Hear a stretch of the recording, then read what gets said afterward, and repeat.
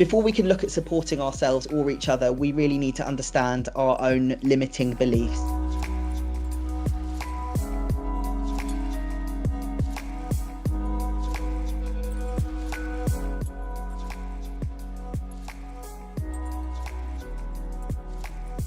So it's really about creating a landscape that facilitates these kinds of conversations and that support people.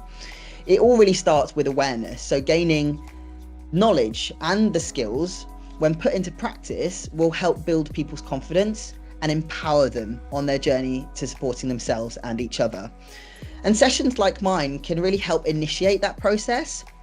Despite focusing on diverse experiences, I'm also really keen to explore some of our shared experiences. For example, we all know what shame feels like, not to feel enough. Perhaps we grew up feeling unable to meet an expectation and feeling like there was something fundamentally wrong with us.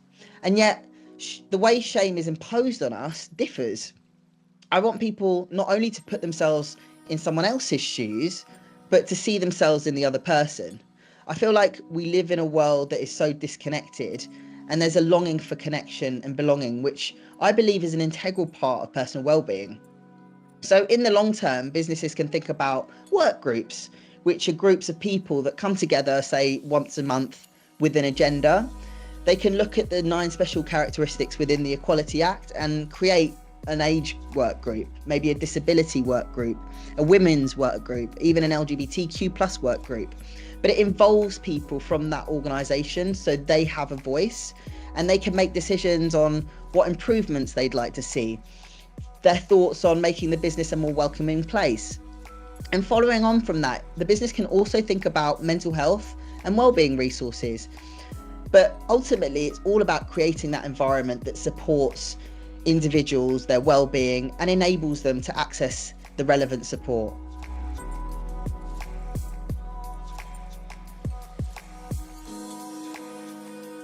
Self-reflection and awareness is absolutely crucial in understanding ourselves better, the experiences that have shaped us, the experiences that have shaped other people, perhaps our own biases or where we've carried shame. Before we can look at supporting ourselves or each other, we really need to understand our own limiting beliefs and the barriers that stand in our way. I've had years of psychotherapy, but no one actually fixed me. I had to learn to be vulnerable because as a child, I learned to be invulnerable and to carry shame around parts of my identity. And so I really learned to lean into my vulnerability, but through the process, I was introduced to more and more of myself, and I was able to move beyond that shame to a place of self-empowerment. So I believe that self-awareness really is the key to self-empowerment.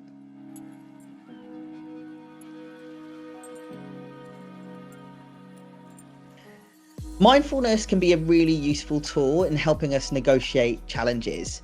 It doesn't necessarily involve us shutting our eyes and sitting in silence for hours. We can practice mindfulness at any time. And it's really the practice of becoming present.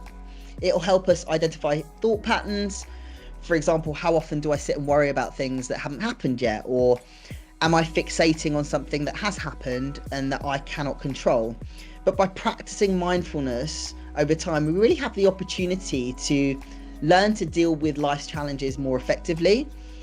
For example, to pay attention to our breath is an excellent way to do this. We live in a world that is so overwhelmed by stress, and we can immediately regulate our nervous system through breath work.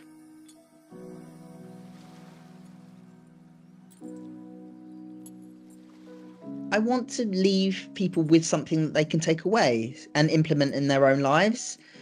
I've always said that my ultimate aim when it comes to my public speaking is to inspire people, and it's to inspire them towards embracing each other's differences, finding strength in their own vulnerability, empowering themselves and knowing what it means to celebrate who they truly are.